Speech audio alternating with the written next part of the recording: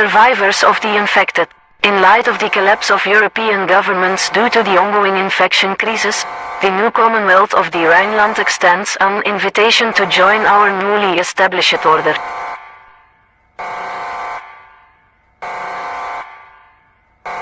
We have successfully fortified and secured the cities of Keulen, Düsseldorf, and Bonn, creating safe havens free from the infected.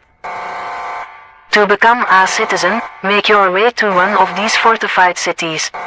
And when entering you will receive essential provisions such as food, water, and shelter, along with a signet role based on individual skills, education, and intelligence levels.